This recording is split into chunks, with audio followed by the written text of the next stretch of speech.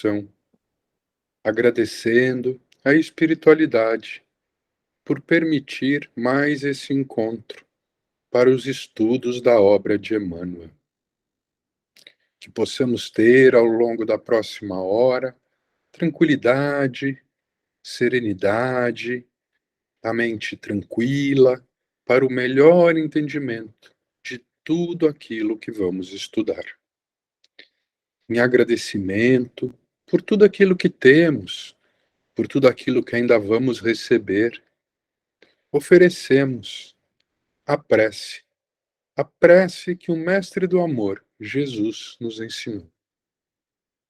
Pai nosso, que estais nos céus e em toda parte, santificado seja, Senhor, o vosso santo nome.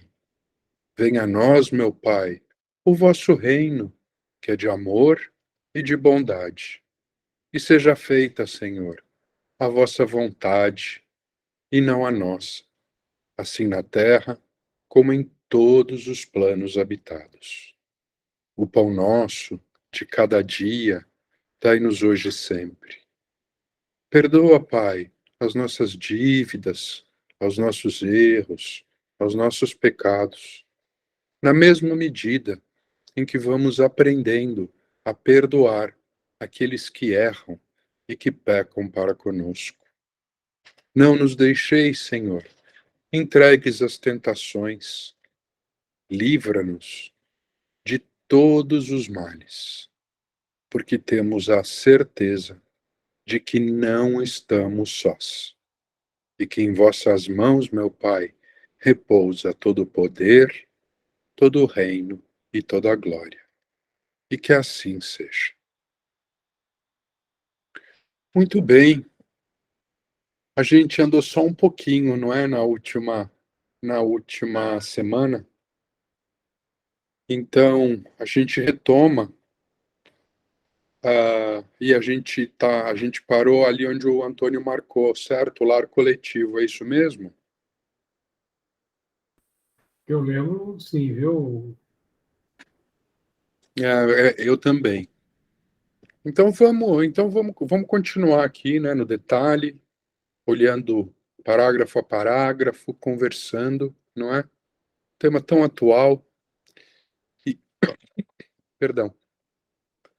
E Emmanuel nos explica assim: o lar coletivo, definindo afinidades raciais e interesses do clã, é o conjunto das emoções e dos pensamentos daqueles que o povoam.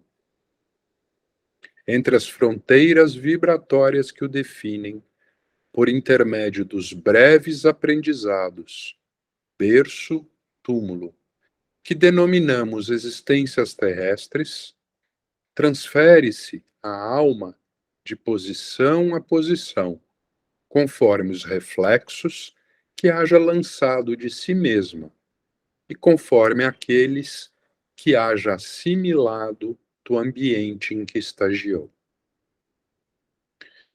Bom, vamos dar uma paradinha aqui, vamos olhar e vamos pedacinho por pedacinho, mais no detalhezinho. Então, Emmanuel, na primeira parte, ele explica, né, que o lar coletivo, né, as sociedades, não é?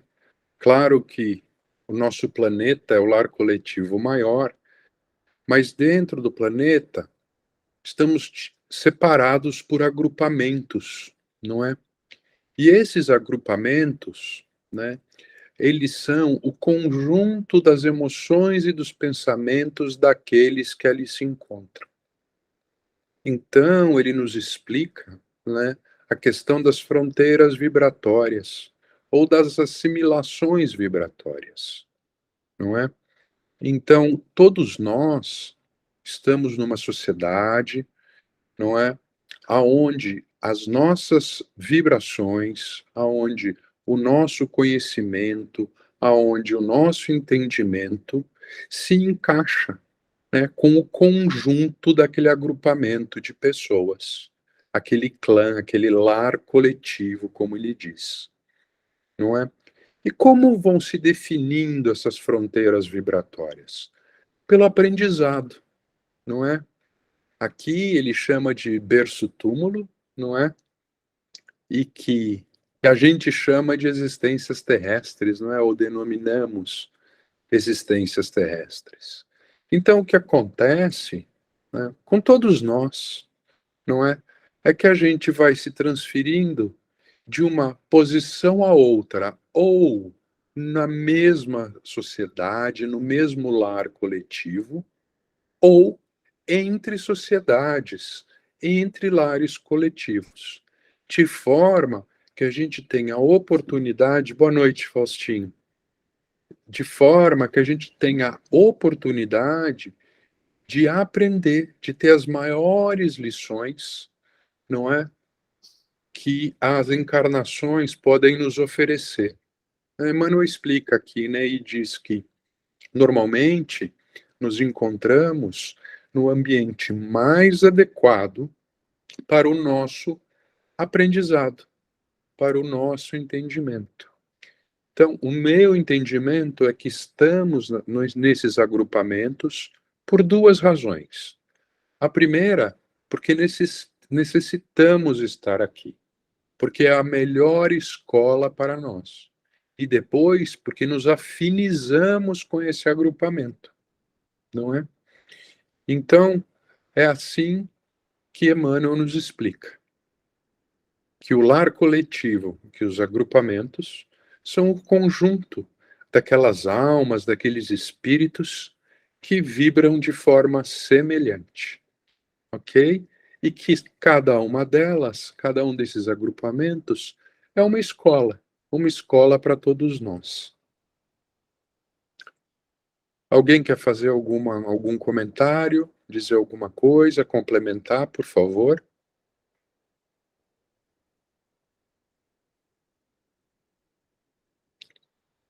Muito bem, então seguimos. Atingida a época de aferição dos próprios valores, quando a morte física determina a extinção da força vital corpórea, emprestada ao espírito para sua excursão de desenvolvimento e serviço, reajuste ou elevação na esfera da carne, colhemos os resultados de nossa conduta. E basta, às vezes, é preciso recomeçar o trabalho para regenerar atitudes e purificar sentimentos, na reconstrução de nossos destinos. Muito bem, aqui Emmanuel continua, não é? Então ele diz assim: olha, vim, encarnei, desencarnei. Quando eu desencarnei, o, né, quais foram as lições que eu aprendi? Quais foram os valores que entraram no meu coração? Não é? Então, existe, acho que o termo é um balanço sobre os resultados da nossa encarnação. Todos, quando encarnamos, a gente vem com objetivos, não é? Então, para aprender, né, sobre a humildade, né, sobre deixar o orgulho de lado, não é? Sobre, né, fazer a caridade, não é? A gente vem para aprender os valores que Jesus nos ensinou, não é? Jesus é nosso mestre e guia, veio para cá para nos ensinar o amor, e a gente, né, vai encarnando, né, como a gente sabe, né, tá careca de saber, né, que são várias encarnações, para que a gente vá desenvolvendo, não é? Esses valores e essas qualidades, não é? E quando se termina a encarnação, não é? A morte física, quando se extingue a força vital corpórea, não é? Ah, o que acontece? A gente, né? A gente vai sentar para entender, né? Se a minha encarnação que foi ou de reajuste, aprendizado, ou de elevação, não é? Se a gente colheu os resultados disso, não é? Se a gente aprendeu, né? Ao longo de nossas vidas, né?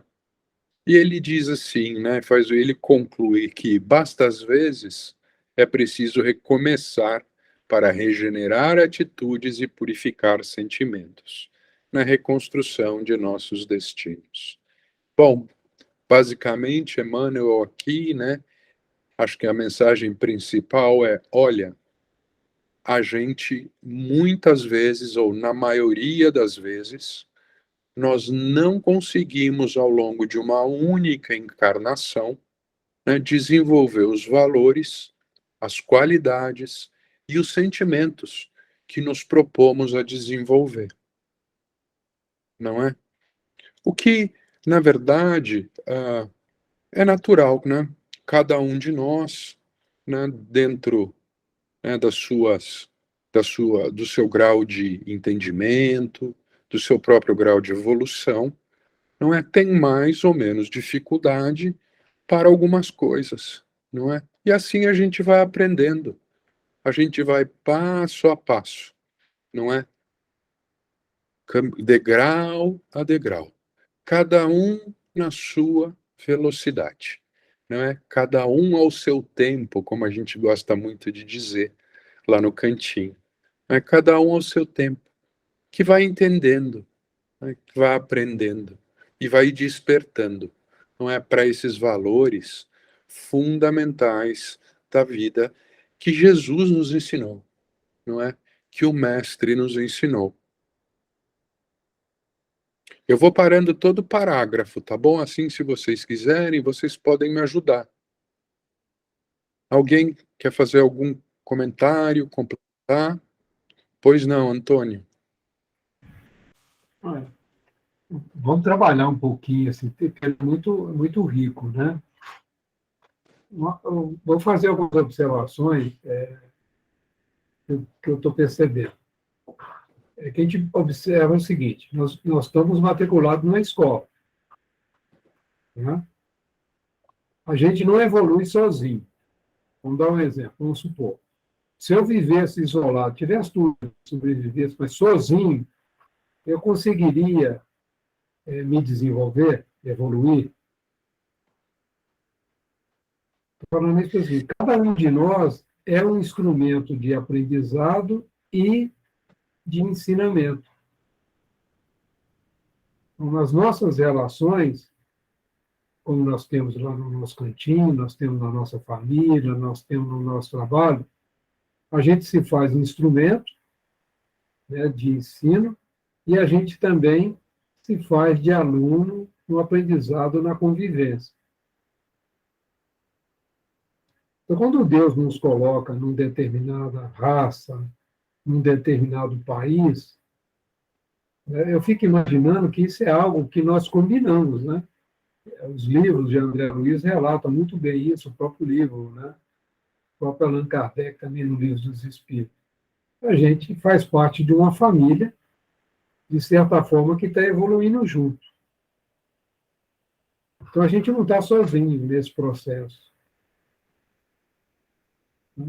Outra coisa também, outra observação, que eu acho que é muito importante. A gente, muitas vezes, se vê um humano numa experiência espiritual. O que eu quero dizer assim? A gente olha as necessidades materiais, as nossas dificuldades materiais de relacionamento, né? O que eu chamo de dificuldades materiais de relacionamento?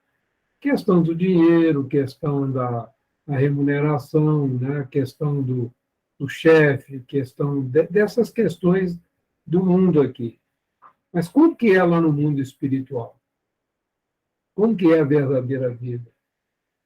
Então, na medida que a gente se vê como espírito eterno, viver uma experiência humana, a nossa compreensão vai ficando mais fácil de como agir aqui no mundo. Nós estamos numa escola. Porém, é uma escola regida por Deus, que é todo amor e toda misericórdia. Então, a gente não está sendo castigado, a gente está sendo instruído amorosamente. E isso é algo também que ajuda bastante. Porque se a gente traz aquele sentimento que a gente está sendo castigado, muitas vezes a situação é de horror mesmo, que a gente errou muito e precisa de uma sacudadela daquelas bravas para acordar a gente para a realidade espiritual. Por isso que muitas vezes parece um castigo. mas na minha visão, é um processo de acordar, tirar a gente do sono da matéria. Então todos nós, no meu entendimento, fazemos parte de uma família espiritual, onde tem espíritos muito evoluídos, né, que já trilharam por um processo, que estão aí como os nossos orientadores, e espíritos que estão na mesma situação nossa, evolutiva, e aqueles que estão ainda no estágio anterior. Cabe a nós ser instrumento de ajuda. Né? E é interessante, quando a gente desencarna, é o momento da gente receber a nota. Né?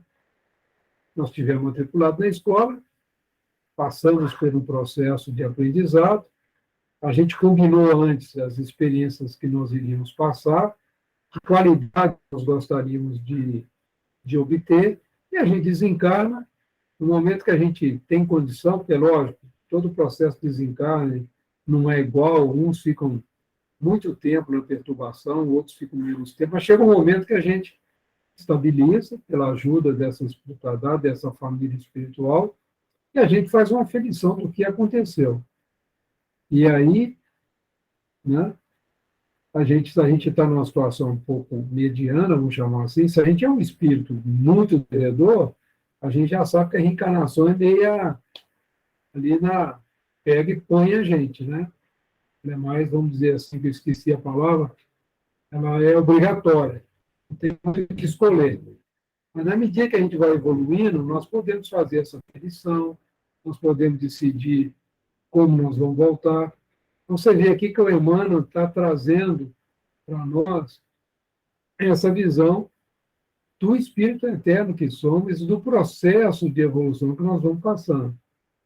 Pode ser mais fácil, dependendo da nossa, vamos dizer assim, da nossa conformação ao critério do amor, ao critério da fraternidade, ou mais difícil, né? Mais dolorosa, dependendo muito da nossa resistência, do nosso orgulho e do nosso egoísmo. É isso assim que eu estava meditando sobre essas colocações aqui do Emmanuel nos traz, né? É isso, Alexandre. Não, obrigado, Antônio. Não, é isso mesmo, Faustinho, fica à vontade. Então, né? Isso é o que se refere a cada um de nós e a família. Estão me ouvindo bem? Perfeito, Faustinho. A voz está boa, não está dando eco, nada? Não, está ótimo. Então, uma coisa que ajuda a melhorar a humanidade é quando a gente prepara, nós damos condições para as crianças que vêm receberem os ensinamentos de Jesus através da evangelização. Porque elas serão o futuro. Elas farão a transição para a regeneração. E as crianças fazem parte desse resultado que nós vamos plantar para colher da nossa conduta. E a gente tem que preparar bem, procurar preparar bem as crianças que forem possíveis, porque o futuro delas depende disso. Mas não é só o futuro material. Porque a criança, depois de uma certa idade, quando ela começa a viver no colégio, no ensino fundamental, no ensino básico, eu não sei como é que chama isso agora, para mim formou uma bagunça danada. Na minha época era grupo escolar e colegial. Não tinha esse negócio de... Hoje, para mim, é tudo bagunçado. Mas a função é essa, né? A criança começa a ter convivência com outras pessoas, com outros pensamentos, com outras ideias, começa a conhecer outras famílias. Então, esse fato de elas estarem bem preparadas é um compromisso nosso como pai e como trabalhadores espíritas. porque seja filhos nossos ou filhos de nossos irmãos ou de outras pessoas, de outros seres encarnados, se elas vêm à nossa casa, então se torna um compromisso nosso. Se as crianças aparecem no nosso caminho, por algum motivo, isso precisa ser levado em consideração. Você, Alexandre, você talvez seja o que está mais próximo disso, né? Você tem 2 filhos, teu filho agora está estudando na Europa, está lá. Vocês têm ideia de como ele está, mas você tem que confiar na educação que você deu para ele, em tudo que você passou para ele. E o que ele vai ser daqui para frente vai depender dessa base que você deu para ele. Porque os desvios no caminho vai ser intenso, vários. Vai ter várias saídas para ele escolher se ele quer sair do caminho que ele está ou não. Ele vai ter a pressão de outras pessoas, de outros irmãos que não têm a visão da doutrina espírita.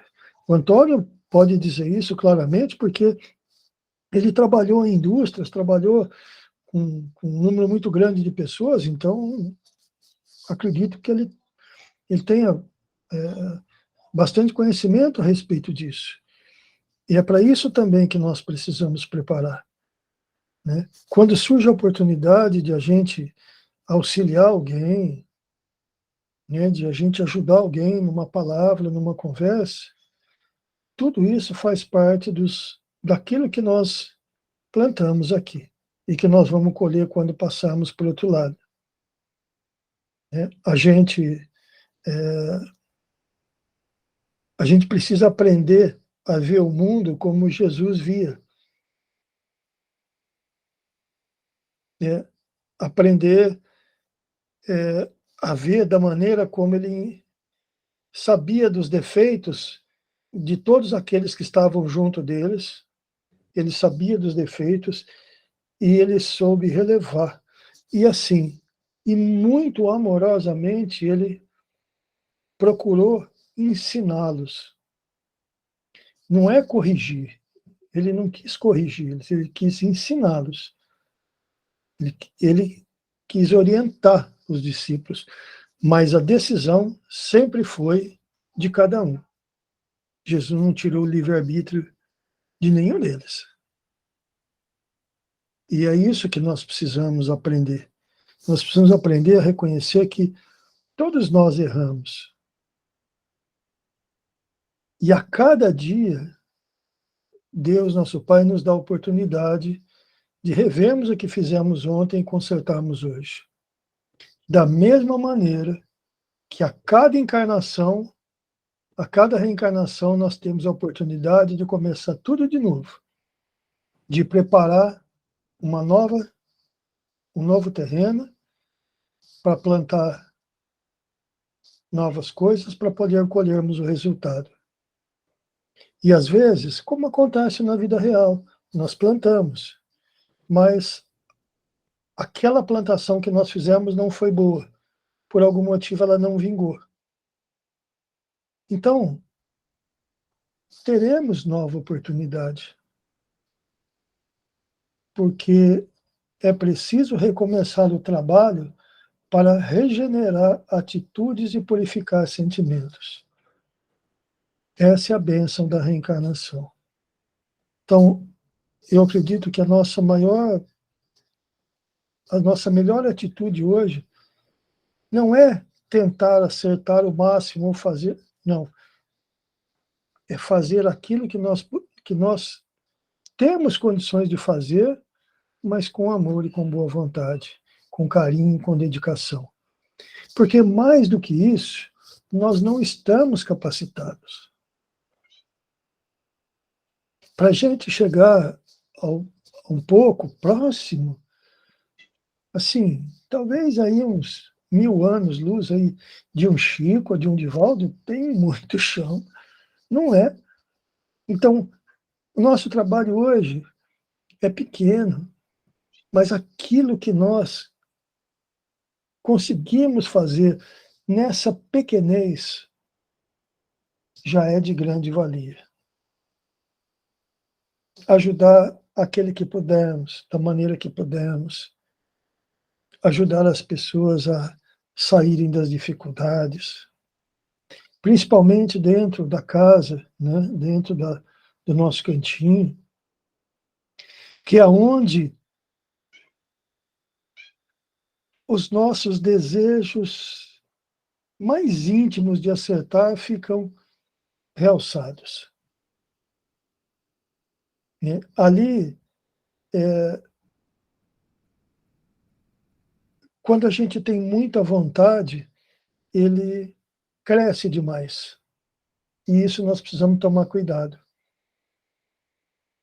Porque se a gente não tomar cuidado, a gente atropela os outros. E aí é uma planta, é uma sementinha que não vingou. Falei demais. Imagina, Faustinho, imagina. Foi ótimo. Inclusive, Faustinho, olha, eu penso como você. Ah, né, o futuro, não é, do nosso planeta, das nossas sociedades, está sim nos jovens, nas crianças, não é? Meus filhos hoje já não são mais crianças, não é? São homens, né? O que a gente deu de educação, a gente deu, e eu aprendi com eles, viu, Faustinho, que nada melhor do que o exemplo, nada melhor do que a serenidade. Meus filhos foram grandes professores para mim, não é? Levei algum tempo para entender que ficar falando, não é? Muitas vezes é perda de tempo. O importante é que a gente haja de acordo com as palavras, não é? E sim, a gente tem sim que educar, a gente tem que ser solidário sempre. Sempre, não é, Faustinho? Para que a gente dê o exemplo, não é? No Que eles momento, sejam uns bons motociclistas. é isso. Não, mas no momento em que você é uma pessoa solidária, não é? Quando você vai fazer um trabalho de voluntariado, não é? Você dá o exemplo não só, né, para sua família e para aqueles que te rodeiam, mas para aqueles que estão sendo ajudados, não é? Assim, as grandes lições, e Jesus nos ensinou assim também, como você disse, não é? Jesus não julgou, Jesus deu exemplo, não é?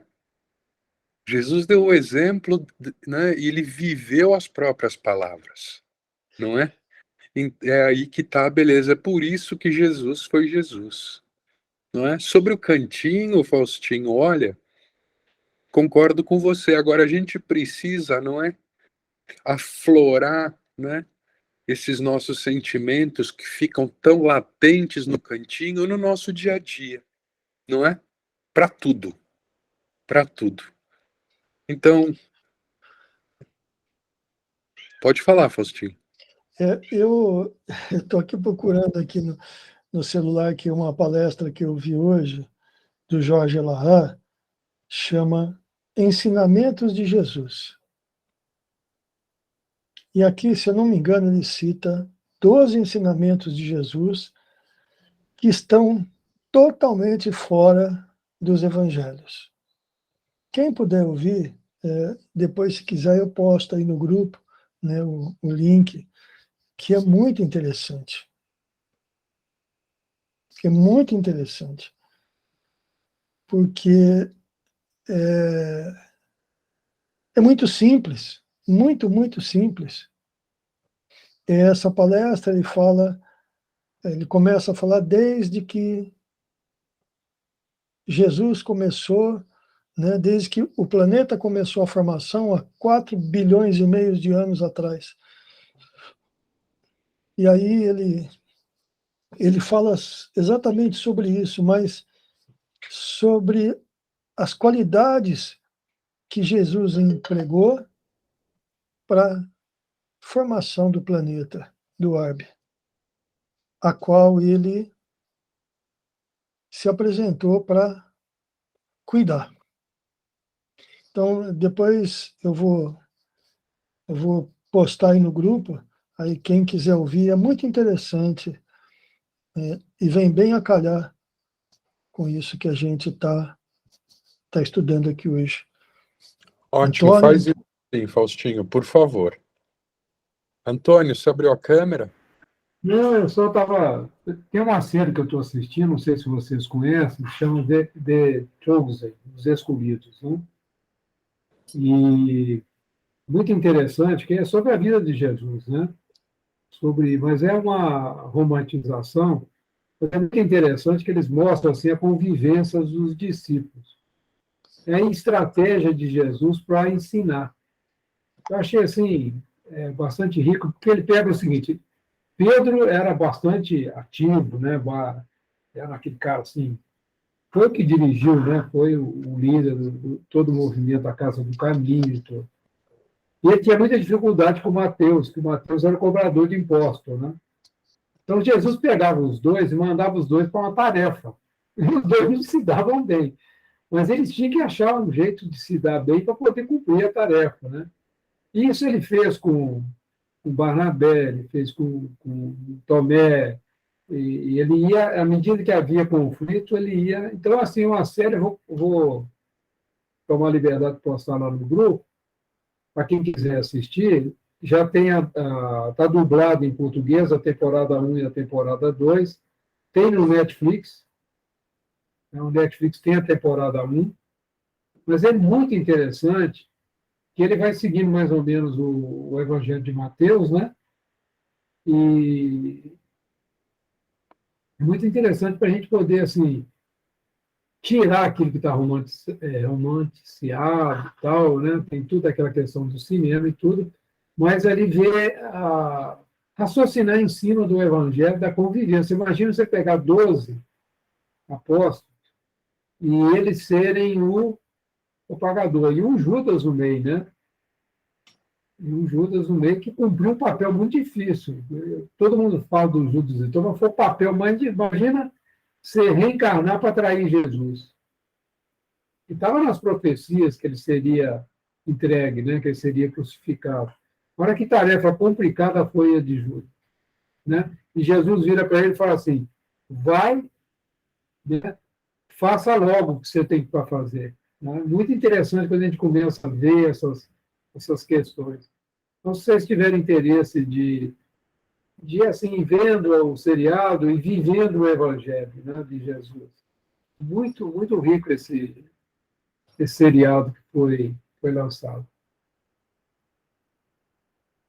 Muito bem. Mais alguém? Então vamos continuar? Então Emmanuel continua, e agora ele vai dar alguns exemplos, não é? Vai voltar lá no comecinho, não é? Ele diz claramente que a lei de ação e reação rege, não é? Todas essas sociedades.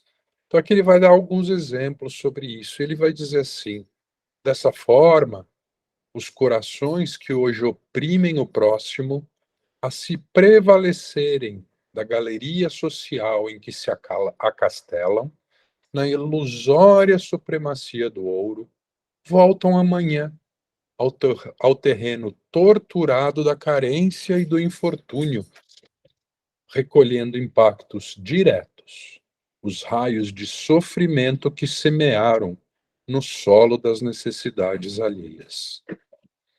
E se as vítimas e os verdugos não souberem exercer largamente o perdão recíproco, encontramos no mundo social verdadeiro círculo vicioso em que se entrechocam constantemente as ondas da vingança e do ódio, da dissensão e do crime, assegurando o clima favorável aos processos da delinquência.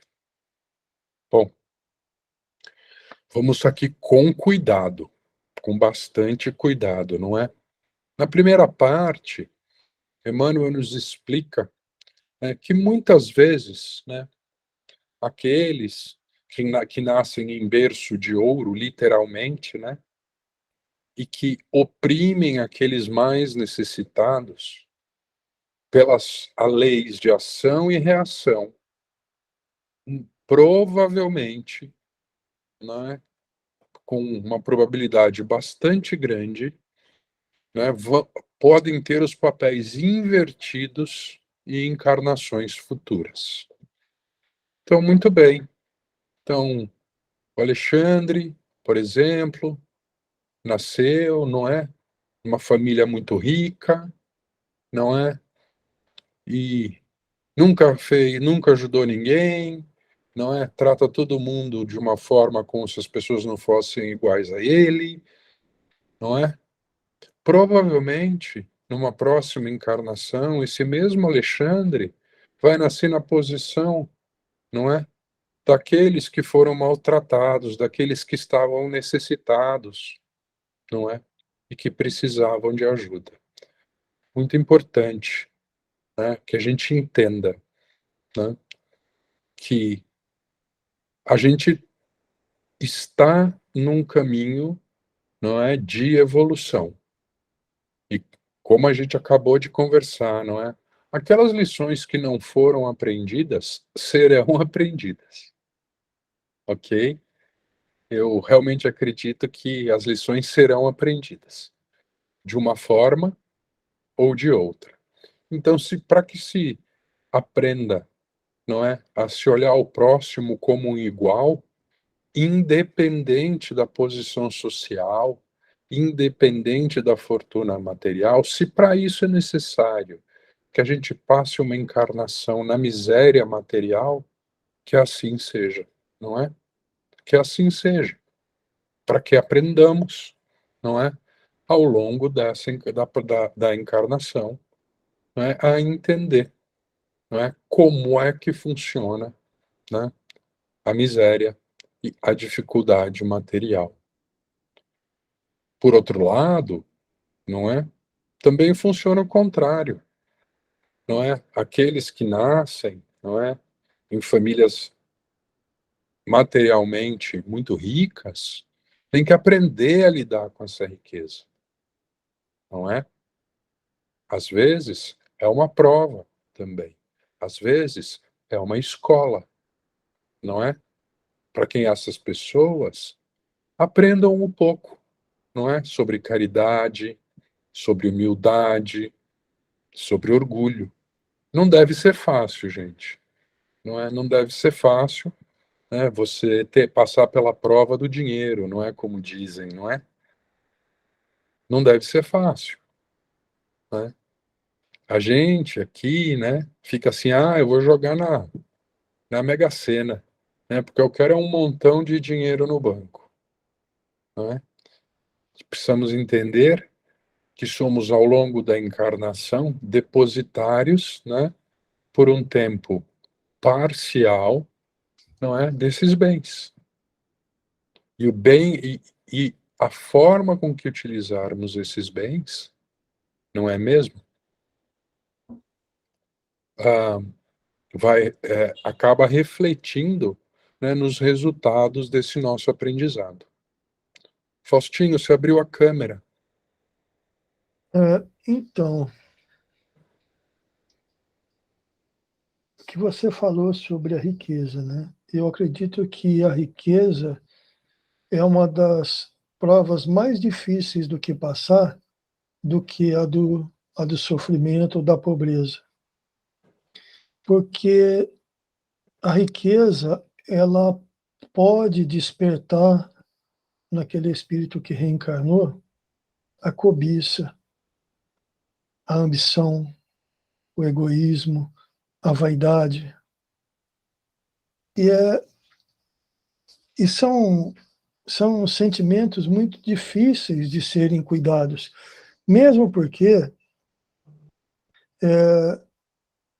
se nós reencarnamos numa situação dessa, numa família rica, é porque nós já passamos por uma dificuldade dessa no passado, no pretérito. Nós já, no plano espiritual, nos preparamos para isso, reencarnamos, provavelmente passamos na encarnação por dificuldades, retornamos ao plano espiritual, preparamos-nos novamente e voltamos novamente como ricos, né? Como pessoas abastadas aí. E aí é que é, porque no momento em que isso começa a fazer efeito na personalidade do encarnado, isso mexe. Isso mexe muito e é uma prova, eu vejo como uma prova muito difícil de ser passada. E não é só assim o fato de tratar as pessoas, mas é de empregar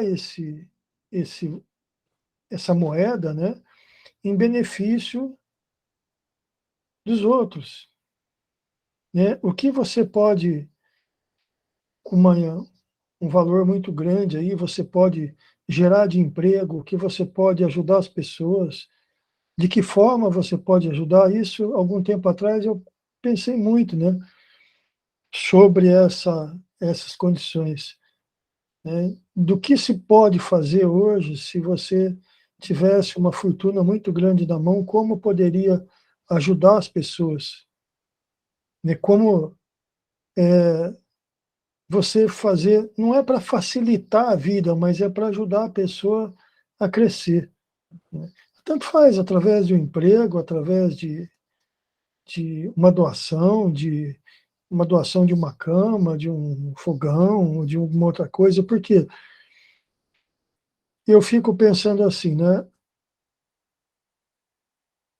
Uma família, pai, mãe, 2 filhos, o pai abandona a mulher, ela fica com os 2 filhos criando, aí ele vai embora, larga a casa, a família não tinha muitas posses, está pagando, a esposa não tem como pagar, aí não consegue pagar água, não consegue pagar luz, aí sai para a rua, vai pedir, né, ajuda para os outros, pedir uma esmola, vai vender um doce, quer trabalhar, quer se esforçar, mas a humanidade não, às vezes não ajuda muito, né? O ser humano não ajuda muito, porque às vezes a pessoa está tão acostumada a ver aquelas coisas, né, que acha que todo mundo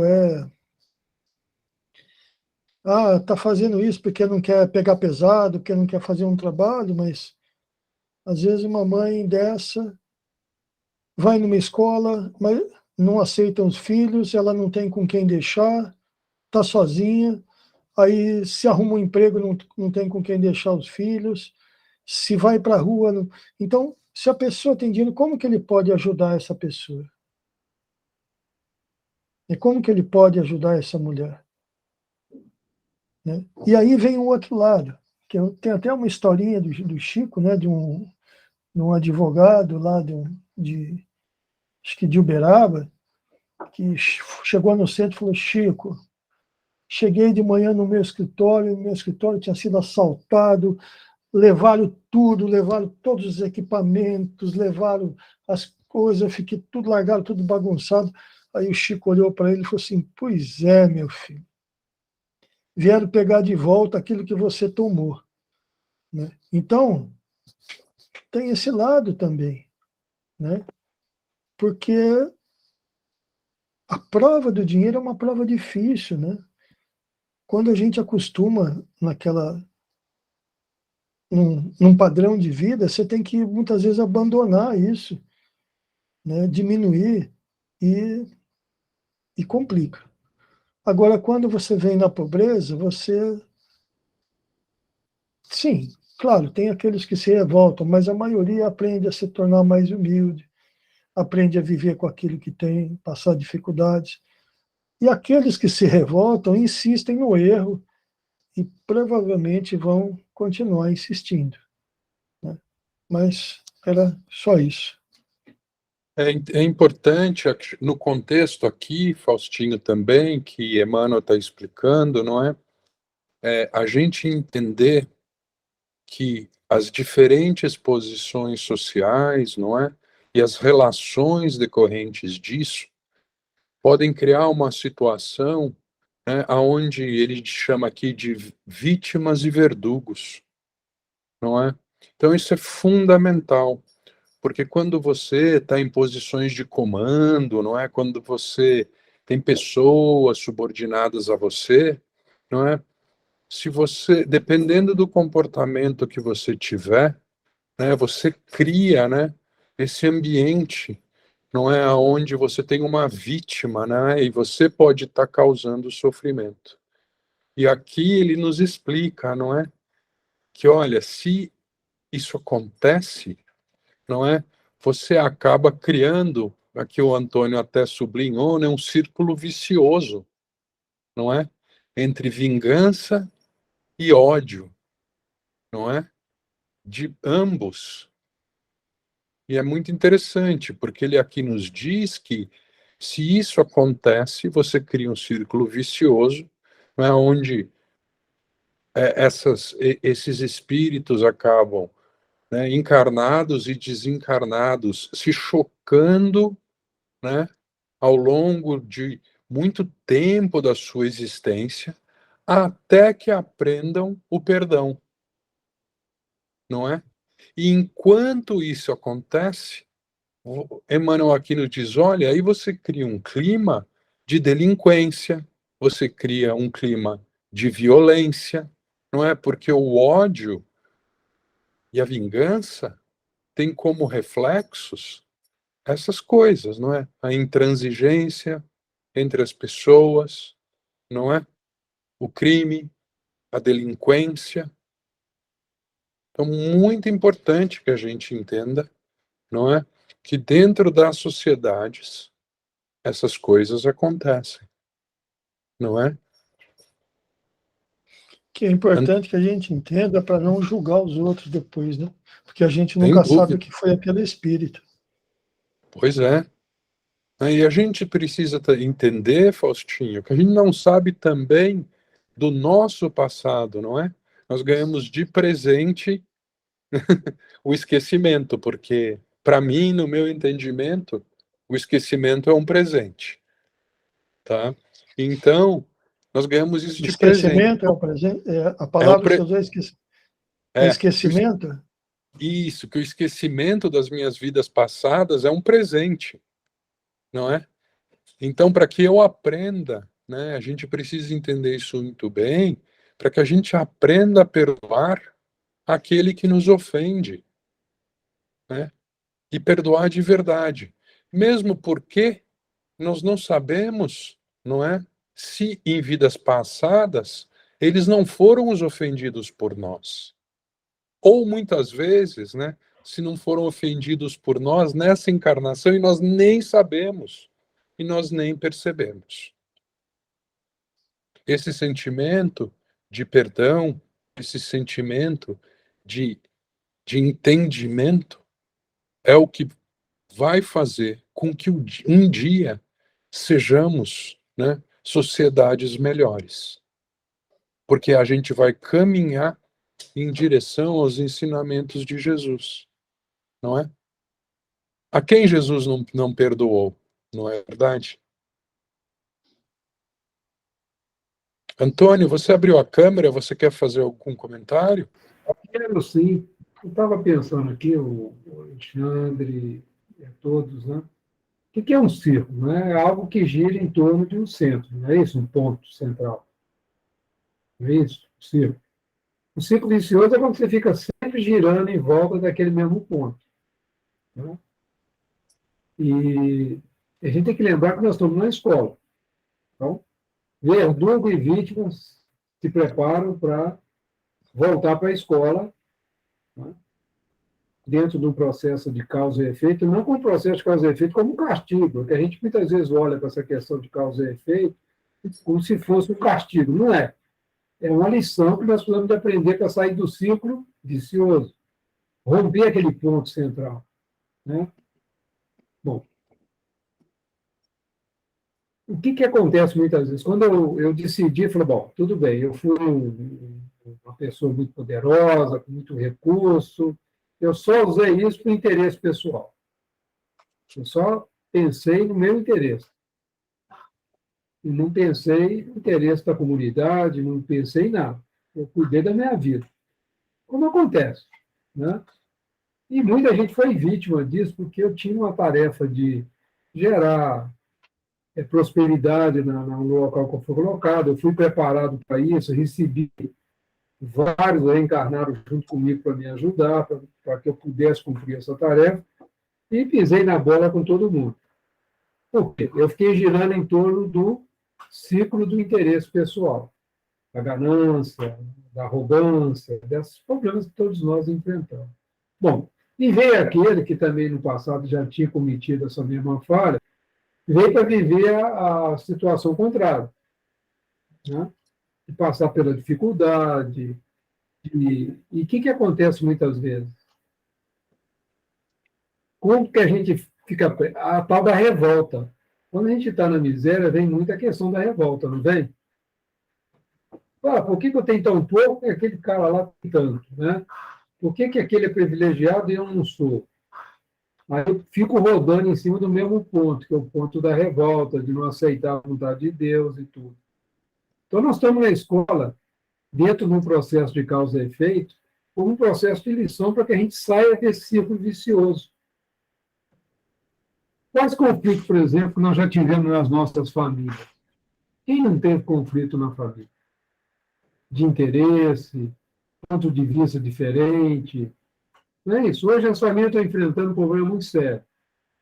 Eu tenho amigo e ele fica muito chateado porque ele pensa numa determinada linha política, e os filhos dele pensam em outra. E ele fica lá, onde foi que eu errei? É uma pergunta dura para um pai, né? Porque ele acha que a verdade dele é a verdade. E muitas vezes falta ele entender o ponto de vista do filho, né? Conversar. Quantos conflitos nós temos nas nossas famílias, quantos círculos viciosos nós temos nas nossas famílias, na convivência com nossos filhos. O que nós estamos fazendo para romper esse círculo? Sair desse ponto. E é muita reencarnação, gente. É muito comum a pessoa reencarnar, um vai para uma posição, outro vai para outra, e o negócio não resolve. Essa é a questão que me chamou a atenção aqui, essa questão do ciclo vicioso. Nós temos que ficar muito atentos. Nós somos muito apaixonados com as nossas opiniões. Vocês concordam? É muito difícil para a gente abrir mão da opinião da gente. E eu vi o outro. O outro está falando, eu já estou pensando como é que eu vou responder ele. Não é assim que acontece. Estou falando por mim, eu não sei vocês, mas comigo é assim. Aí eu tenho que lutar contra isso, eu não preciso de ouvir, preciso de entender o ponto de vista, quem sabe está certo. Aí entra, tem que ter humildade, né? Quanto mais a pessoa teve a inteligência, o recurso intelectual desenvolvido, mais dificuldade ela tem de ouvir. Eles fizeram uma pesquisa sobre felicidade, eles descobriram que o pessoal mais feliz que tem no mundo está na África. Olha só, não é na Suíça, não é na Dinamarca, não é nesses países desenvolvidos, é na África. Sabe por quê? Eles não têm que fazer escolhas. Não tem nada. Eles têm que contentar com o pouquinho que tem e ser feliz com aquilo. Olha que interessante. Então, quanto mais opção a gente tem, então, aí eu fico lembrando o seguinte, o Espiritismo veio para combater o materialismo, não é isso? Não materialista, mas combater o materialismo. Por quê? Porque a nossa essência não é material, a nossa essência é espiritual. E todo o problema nosso é a questão de você ter dinheiro. Você se apega. A questão de você não ter. Você está pegado também, você quer ter. Na medida que você não tem, você se revolta. Não é interessante esse círculo vicioso que nós vivemos? E está acentuado agora. Vocês já notaram que nós estamos num processo agora que está muito acentuado? Está gerando muito conflito nas famílias, esse momento que nós estamos vivendo agora. E é para acontecer mesmo, para que a coisa fique bem, as máscaras caem e a gente possa falar, opa, pera lá, tem alguma coisa aí que eu preciso trabalhar, sair desse círculo, né? Era isso, Alexandre. Acho que está na hora também, né, meu amigo? Muito bem, nós temos 3 minutinhos só. Para essa ponta do texto, eu trouxe uma leitura ah, paralela, que são as questões 929, 930 e 931 do Livro dos Espíritos. Então, para aqueles que se interessarem, no nosso próximo estudo, na próxima semana, eu vou começar por essas questões. São muito interessantes, porque lá no Livro do Espírito, nessas questões, vai tratar um pouco disso, né, do que a gente está estudando e conversando, né, sobre sociedade, né, sobre dificuldades. E o Livro dos Espíritos, né, base de todos os nossos estudos, é muito importante. Então, semana que vem, eu vou começar por ele. Quem tiver o interesse, por favor, são as questões 929, 930 e 931. E claro que quem quiser continuar a leitura é sempre muito bom. Você podia Então, colocar lá no grupo, né, Alexandre? Você tá coloca bom, eu lá, ponho. que aí já a gente não corre o risco de esquecer. Tá joia, pode deixar que eu ponha um lembrete. Muito bem. Então, vamos encerrar agora esse nosso estudo e fazer uma prece de encerramento do nosso estudo e de início do próximo, não é? E vamos agradecer a espiritualidade que nos acompanhou nessa hora de estudos, de reflexão sobre questões importantes sobre a sociedade em que vivemos.